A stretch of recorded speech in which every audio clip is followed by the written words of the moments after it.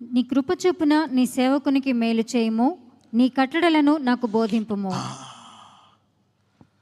నేను పొరపాటు చేశా కానీ అందరిలాగా శిక్షించి చేసినట్టు నాకు చేయక. మనం కొన్ని తెలుసు, మనం ఉండే దేశంలో కర్మ అంటాం, చేసుకున్నవాడికి. అవునా కదా? ఇలా కానీ ఇక్కడ ఏమంటున్నాడు, నా విషయంలో అలా చేయక, నా విషయంలో కృప చూపించి కృప ద్వారా నన్ను డీల్ చేసి తర్వాత నీ ఆజ్ఞలు నేర్పించి నన్ను సరిచేయి. అంతేగాని ఇతరుల విశ్వాసులకు చేసినట్లు నాకు ఎంతమందికి అర్థమవుతుంది? అందుకే అంటాడు, నీ ముందు వానికి చేసినట్లు నేను నీకు చేయను. నీ పిల్లలు పొరపాటు చేసిన ఒక దెబ్బేస్తాను కానీ నా కృపను బొత్తిగా ఎడబాయను. మీరు మళ్ళీ 10 సార్లు వెళ్ళాడా మెసేజ్? అర్థమైందా?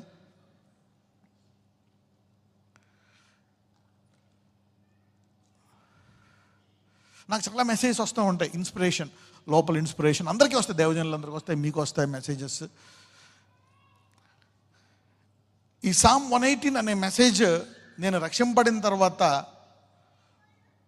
నాకు దేవుడు నాతో మాట్లాడే ముందు రోజు నాకు ఆయన ఇచ్చినటువంటి మెసేజ్ అది. You see that now.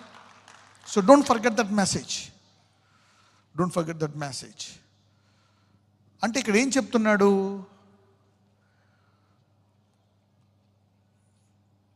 దేవుడు లోకమును ప్రేమించాను. ఎంతమంది తెలుసు?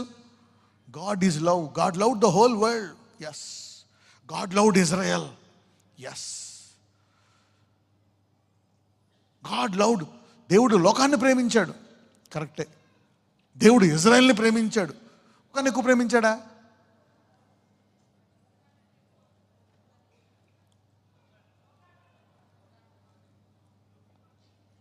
ఓట్లేద్దాం. ఎంతమంది ఇజ్రాయెల్కి ప్రేమించాడు, లోకానికి ప్రేమించాడు? 2 చేతులు. ఎంతమంది ఇజ్రాయెల్ అంటారో చేయి నుంచోండి. అబ్రహాం. సరే, ఈ 12లో ఒకళ్ళు తెలీదు మనకి, 11 మందే. ఈ 11లో కొండపైకి ఎవరిని తీసుకెళ్తాడు? ఒక్కొక్కసారి అన్నిటికంటే గొప్ప అద్భుత కార్యం, మృతులు లేపుతున్నప్పుడు కొంతమందిని తీసుకెళ్ళి తొలిపేస్తాడు. కొండపైకి కొంతమంది తీసుకెళ్తాడు. ఎవరేళ్ళు? ముగ్గురు కదా. దేవుడు లోకాన్ని ప్రేమించాడు, ఇజ్రాయెల్ని ప్రేమించాడు, 500 మందిని పిలుచుకున్నాడు, 12 మందిని ఎన్నుకున్నాడు, ముగ్గురిని తన మహిమ చూపించాడు. ముగ్గురికి మాత్రమే ఎవరు చనిపోవాలా అంటే చనిపోతున్నప్పుడు సీక్రెట్గా అంత విశ్వాసం ఎవరికి ఉంది? మిగిలిన అందరూ, ఎందుకంటే ఆ చిన్నది పడుకొనే ఉందన్నప్పుడు వాళ్ళందరూ ఏం చేశారు? అక్కడుండి hey man, yes, do it లీజస్, ఎస్, గో హెడ్ అన్నారా? ఏమన్నారు? అపహసించారు. ఏమన్నారు? అపహసించారు. వీళ్ళు ముగ్గురు ఏం చేస్తున్నారు? టెన్షన్. ఏం చేస్తాడు ఈ దేవుడు? సమస్తం సాధ్యమే ఆయనకి. He may do something, some faith. అంటే అటు ఉన్నది, దే ఆర్ లైక్ దట్. తోమలాగా. అప్పుడు తోమని గెంటేశాడా? గంటలే. చూడు, అవిశ్వాసం తీసేయని అవిశ్వాసాన్ని పీకి పడేశాడు, అతనే దేశానికి వచ్చాడు. యు సీ దట్ నా. సో ఈ ముగ్గురులో తల్లిని ఎవరికి అప్పగించాడు? అందరికంటే ఎక్కువ కాలము ఉండి పరలోక రాజ్యమును చూపించింది ఎవరికి? అంటే కరెక్ట్గా చెప్పాలంటే ఆయన కాలంలో దేవుడు ఒకళ్ళని ఎక్కువ ప్రేమించాడు, తల్లిని అప్పగించాడు. ముగ్గురిని తర్వాత ప్రేమించాడు, తర్వాత 11 మందిని, తర్వాత 500 మందిని, తర్వాత ఇజ్రాయెల్ని, తర్వాత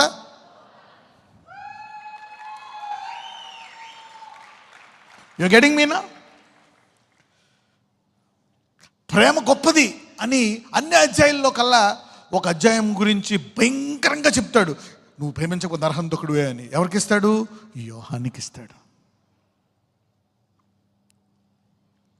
he's the one who loves Jesus the most. ఎంతమందికి అర్థమైంది? అంటే ఆయన అందరినీ ప్రేమిస్తాడు, కానీ ఎవరు ఆయన ఎక్కువ ప్రేమిస్తున్నాడు అనే దాన్ని బట్టి ఆయన దగ్గర ఉండే లిస్ట్ ఉంటుంది, ర్యాంక్. ఎంతమందికి అర్థమైంది? Everybody, but he has a rank. Talk to your neighbour and say, where is your rank in the book of haven? You may pray here. నువ్వు ప్రార్థన చేయొచ్చు, ఇక్కడ ఏమన్నా చేయొచ్చు, దేవునికి ఇవ్వచ్చు, అన్నీ చేయొచ్చు. Where is your rank? Okay, put it aside. అందుకని ఇక్కడ దావీద్ అంటున్నాడు, ఇప్పుడు వచ్చేయండి 119, 132. నీ నామమును ప్రేమించు వారికి నీవు చేయదగినట్లు నా తట్టు తిరిగి నన్ను కరుణింపు. అంటే ఏంటి? నేను పడిపోయా, పొరపాటు చేశా, కొన్ని తప్పులు చేశా, కానీ అందరికంటే ఎక్కువ చూస్తే ఈ దేశంలో ఒక రకంగా నేను నిన్ను బాగా ప్రేమించాను ప్రభువా. నీకొక గుడారము, నువ్వు గుడారంలో ఉన్నావు, అది మంచి ఇల్లు అయ్యే వరకు నాకు మనశ్శాంతి ఉండదు, నా కంటికి నిద్ర రాకుండా గాక అన్నాడు. అవునా కదా? He loved God so much. ఆ నామాన్ని ఎవరో ఒక ఫిలిస్తీయుడు దూషిస్తుంటే గొలియాతును వెళ్ళి ఏం చేస్తాడు? చంపేస్తాడు. He's a jealous man for God. He loves God. So నీ ప్రేమను బట్టి నేను ఎంత ప్రేమిస్తున్నాను కాబట్టి దాని ద్వారా నాకు డీల్ చేయి. ఎంతమందికి అర్థమైంది ఇప్పుడు ఇది? So he deals differently from person to person. 6 నుంచి 1 కొరింథీయులు 2:6, 1 Corinthians 2:6. పరిపూర్ణులైన వారి మధ్య జ్ఞానమును బోధించుచున్నాము. ఆగండి, పరిపూర్ణులైన వారిని దాన్ని అండర్లైన్ చేసుకోండి. ఇంగ్లీష్లో ఏమైనా ఉంటుందో తెలుసా? పర్ఫెక్ట్. ఇంతకుముందు be perfect as I'm perfect అంటే నాకు చాలా బాధేసేది. నేను పరలోకం వెళ్ళలేనేమో అనుకునేవాడిని. ఎంతమంది తెలుసు బీ పర్ఫెక్ట్? అది ఎందులో ఉంటుంది? అది Matthew 5లో ఉంటుంది. అవునా కదా? తీయండి, అవ్వచ్చు, ఆ వచనం కూడా తీయండి. Matthew 5 లాస్ట్ 2-3 వర్సెస్లో ఉంటుంది. తర్వాత ఇక్కడికి వద్దాం, 1 Corinthians 2:6. ఇది ఎందుకో the Holy Spirit is reminding me this. ఇక్కడ దేని విషయంలో అంటాడో తెలుసా? ఇక్కడ మీ పరలోకపు తండ్రి పరిపూర్ణుడు గనక మీరు కూడా, అంటే పర్ఫెక్ట్. మనం ఎవరైనా పర్ఫెక్ట్గా ఉండగలమా? లేము. ఎందుకంటే బైబిల్లో ఉంది, నీతిమంతుడు ఒకడు లేడు, ఆయన్ని ద్వారా వెళ్తున్నాము. But why did he say be perfect even as I am perfect? అసలు ఇది ఏ సందర్భంలో వచ్చింది? ఇది ఎందుకు అన్నాడు పర్ఫెక్షన్ అనేది? చూడండి, ఇప్పుడు కూడా సందర్భమును చూసుకోవాలా. నీకు ఏదైనా డౌట్ వచ్చింది అనుకో, సపోజ్ ఒక వర్స్ తీసుకొని ఆ వర్స్ మీద 100 మంది 100 రకాలుగా చెప్తున్నారు అనుకో, నువ్వేం చేయాలని చెప్పాను నేను? Very good. చేతులు పైకెత్తిన ఎంతమంది తెలుసో ఇది? Very good. ఏం చేయాలి? వచనాన్ని ఆదికాండం నుంచి ఎగ్జాంపుల్స్ చాలా చెప్పాను. ఒక ఎగ్జాంపుల్ ఏం చెప్పాను? వివాహం. ఇంకా చాలా ఉన్నాయి. ఏదైనా తీసుకోండి, ఎనీథింగ్. లేక సర్కంసెషన్ అనే పదం ఉంది, అది ఇప్పుడు చేయొచ్చా లేదా? ఏం చేయాలి? అది ఎక్కడి నుంచి తీసుకోవాలి? అది ఆదికాండం నుంచి ప్రకటన వరకు తీసుకుంటే అది ఇప్పుడు తీసుకోవాలా లేదా? చెప్పండి. ఎస్సా నోవా? నో. అదే యూదులను అడిగితే ఏమంటారు వాళ్ళు? ఇంకో మతస్థులను అడిగితే ఏమంటారు? ఎస్. ఇప్పుడు వివాహాన్ని మొదటి నుంచి చివరి దాకా తీసుకోవాలి. లేదంటే మత్తే నువ్వు కొరింథీయుల్లో మాత్రం తీసుకున్నావు అనుకో, ఏమొస్తుంది? స్త్రీని ముట్టుకున్నాడు పురుషునికి బైబిల్లో ఉంది, దీన్ని పాటించేస్తా.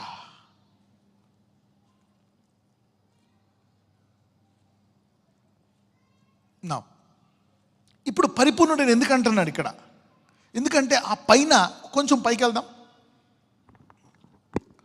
ఇంకా 46 దేని గురించి మాట్లాడుతూ పరిపూర్ణుడు అంటున్నాడు? 46 చదవండి. మీరు మిమ్మును ప్రేమించు వారినే ప్రేమించినెడలా మీకేమి ఫలము కలుగును? సుంకరులను అలాగు చేయుచున్నారు కదా. మీ సహోదరులకు మాత్రము వందనం చేసినెడలా మీరు ఎక్కువ చేయుచున్నదేమి? అనేజనులను అలాగు చేయుచున్నారు కదా. మీ పరలోకపు తండ్రి పరిపూర్ణుడు కనుక. ఇంకా కొంచెం పైకి వెళ్దాం. 45 ఇంకా 43 రైట్. 44 నేను మీతో చెప్పినదేమనగా, ఒకసారి 43 కూడా చూద్దాం. నీ పొరుగువాని ప్రేమించి నీ శత్రువుని ద్వేషించమని చెప్పబడిన మాట మీరు విన్నారు కదా. నేను మీతో చెప్పినదేమనగా, మీరు పరలోకమందున్న మీ తండ్రికి కుమారులై ఉండునట్లు మీ శత్రువులను ప్రేమించుడి, మిమ్మల్ని హింసించు వారి కొరకు ప్రార్థన చేయుడి. ఆయన చెడ్డవారి మీదను మంచివారి మీదను తన సూర్యుని ఉదయింపజేసి నీతిమంతుల మీదను అనీతిమంతుల మీదను వర్షము కురిపించుచున్నాడు. మీరు మిమ్మల్ని ప్రేమించు వారినే ప్రేమించినడలా మీకేమి ఫలము కలుగును? సుంకరులను అలాగు చేయుచున్నారు కదా. మీ సహోదరులకు మాత్రము వందనము చేసినడలా మీరు ఎక్కువ చేయుచున్నదేమి? అన్యజనులను అలాగు చేయుచున్నారు కదా. మీ పరలోకపు తండ్రి పరిపూర్ణుడు కనుక మీరును పరిపూర్ణులుగా ఉండెదరు. పర్ఫెక్ట్ అంటే ఏంటి? ఈయన అందరినీ ప్రేమిస్తున్నాడు, అందరికీ వర్షం ఇస్తున్నాడు, అందరికీ భోజనం పెడుతున్నాడు. కానీ ఒకళ్ళనైతే బాగా ప్రేమిస్తున్నాడు, కానీ అందరినీ ప్రేమిస్తున్నాడా? ఎస్, ఆయన హృదయం అలాగే ఉంది. ఎవరైనా మారాలి, వీళ్ళు మారాలి, వాళ్ళు మారాలని ఉంది ఆయనకి. అంటే పర్ఫెక్షన్ అంటే ఏంటి? అందరినీ ప్రేమించి అందరూ బాగుండాలనేటువంటి హృదయము కలిగి ఉండట ఏంటి? పర్ఫెక్షన్. ఎంతమందికి అర్థమైంది? అవతలోడికి నువ్వు పర్ఫెక్ట్ అని ఎలా చెప్పగలుగుతావు? అవతలోడు సర్రమన తరగతిలో లేచిపోతాడో, నువ్వేమో మీ అబ్బాయి మీద కూడా లేచిపోతావు, కానీ తర్వాత అవతలోడిని మళ్ళీ చూడకపోవచ్చు. మీ అబ్బాయికి తర్వాత మళ్ళా గాజల్కా హల్వా చేసి పెడతావు. ఏంటి వాళ్ళకి దీనికి తేడా? ఎవరైతే ఈ ప్రేమ కలిగి ఉంటారో దాన్ని బైబిల్ ఏమంటుంది? పర్ఫెక్షన్. Not holiness. అలాగే అవి ఉండమని కాదంటే మళ్ళీ నెగిటివ్గా తీసుకోవద్దు. ఇచ్చుట, పరిశుద్ధత అన్నీ ఉన్నాయి. అవన్నిటిలో కల్లా దీనికి ఏ ర్యాంక్ పడుతుంది? సో పర్ఫెక్షన్ ఈజ్ అంటే ఏంటి? అలాగని పూర్తిగా ప్రేమించేయాలా? దేవుడు అందరిని ప్రేమించాడు, కానీ ఎక్కువ ప్రేమించి ఎక్కువ దేవుని ప్రేమించింది ఎవరు? మీరు చూస్తే ఈ డిసైపుల్స్లో ఒక ఆయన ఎప్పుడు ఆయన రొమ్ము మీద అనుకుంటాడు. ఎవరు? యోహాను. అనుకొనిస్తాడు ఆయన. ఇప్పుడు అదేమన్నా నాటకమా, వేషధారణ? కాదు. ఆయన ఎవరికి చెప్పడు మీలో ఒకళ్ళు నన్ను అప్పగిస్తారని. పేతురుకు తెలుసు ఆయనకి జిగిరి ఎవరు అని అంటాడు. అప్పుడు ఈయన అడుగుతాడు, ఎవరు ప్రభువా అంటే. అప్పుడు ఏం చేస్తాడు? నేను ఇప్పుడు ముంచి ఇస్తా వాళ్ళకే అని. సో అది ముంచి ఇవ్వగా అక్కడ ఇద్దరికే తెలుస్తుంది. ఎవరికి? పేతురికి, యాకోబు కూడా తెలియదు. Code language. Hallelujah. After this sermon, somebody will develop with that intimacy. Hallelujah. You're getting me now?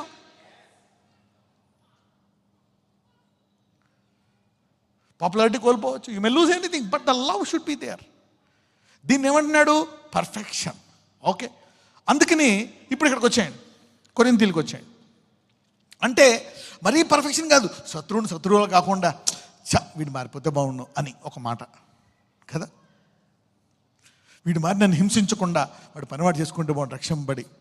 ఎందుకు వాడు ఎలా చేసిందని ఎలా చేస్తున్నాడు, ఈ అత్త ఎందుకు ఎలా హింసిస్తుంది, మారిపోతే బాగుండు. ఈ అసూయతోటి నాకు నరకం చూపిస్తుంది అత్త కోడలని. ఈ మొగుడు ఎందుమో ఇలా తయారయ్యాడు భార్య మీద, ఈ భార్య ఇలా తయారయ్యింది, ఇవ మారిపోతే బాగుండని కొంచెం హృదయం ఉందనుకో నీలో. మనకేమనిపిస్తుంది? సాధారణంగా ఏమన్నా అయితే ఇది అయిపోను, అలాగైపోను, ఇది అయిపోను. సంస్కృత పాండిత్య వీరం గెలుపు తెలుసు కదా మీకు. ఇంకా ఏమన్నా జరిగిందనుకో, అమ్మయ్య దేవుడు అన్నాడు, చేశాడు, నా ప్రార్థన ఆలకించాడు, యెహోవా నామములో ఆలకించండి సాంగ్ చేసుకుంటాను. ఏది? వెంజియన్స్. దావీదుకి రెండు మధ్య కన్ఫ్యూజన్లో ఉన్నాడు. ఓ పక్కన సౌలు చనిపోతే బాధపడతాడు, ఏడుస్తాడు. ఆ సౌలు చంపొచ్చాడని పాపం ఒకడు ఏదో చచ్చిపోతే ఒకడు అవన్నీ తీసుకొని బిల్డప్ తీసుకొని వస్తాడు దావీదు దగ్గరికి. నేనే చంపేస్తా, ఇదిగో కత్తి ఏదని. ఎంత సిగ్గులేనుడు రా నువ్వు అని చెప్పి వాడిని ఏం చేస్తాడు దావీదు? అంటే మల్టిపుల్ ఫీలింగ్. ఒక పక్కన సౌలు మారిపోతే బాగుండు, దేవుని అభిషక్తుడు కదా, మారిపోయి చక్కగా ఉండుంటే నేను చక్కగా అతనికి సేవ చేస్తూ ఉందును అనే హృదయం. ఏం చేస్తున్నాడు? చంపడానికి తౌరుతున్నాడు 10 ఏళ్ళు. ఏంటి వ్యక్తి హృదయం? ఓ పక్కన మళ్ళీ ఏం చేస్తున్నాడు? తిడుతున్నాడు. ఓ పక్కన శపించుకుంటున్నాడు. ఏమని? నీలో ఒకడు కూడా బతుకుండకపోను, నువ్వు అలాగైపోను, యోబులాగా. మళ్ళీ ఓ పక్కనేమో ఈ మారిపోతే బాగుండు, ఇలా చేస్తే బాగుండు. అర్థమవుతుంది? కీర్తనలు చదివేలకు అర్థమవుతుంది. ఇలాగా ఒక రకంగా ఆశాపమే తగిలింది. ఒక కరువు వచ్చినప్పుడు ఆ పక్క రాష్ట్రంకి వెళ్ళి అడిగినప్పుడు వాళ్ళు ఏం కోరుకుంటారు? మాకు డబ్బులో దేవద్దు, వాళ్ళ కొడుకులందరినీ వాళ్ళ వాంట్లో 7గురిని ఏం చేయమంటారు? ఊరేసేయమంటారు. శాపం తగిలింది. కారణం లేని శాపము ఎందుకంటే ఇతను చంపేద్దామని చూస్తున్నాడు దావీదుని దేశం అంతా ఉపయోగించి. చంపగలిగాడా? చంపలే. ఏం పేరు? నాబాలు.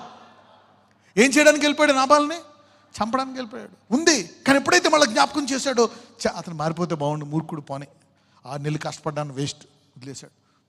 అతనికి ఏమైనా తర్వాత ఎవరు తీర్పు తీర్చారు నాబాల్కి? దేవుడు. అంటే దావీదులో ఉంది, శత్రువు కూడా ఇలాగ బతికితే బాగుండు, మారిపోతే బాగుండని. దాన్ని ఏమంటారో తెలుసా? హార్ట్ పర్ఫెక్షన్ అంటారు. అందుకే ఏమన్నాడు? నా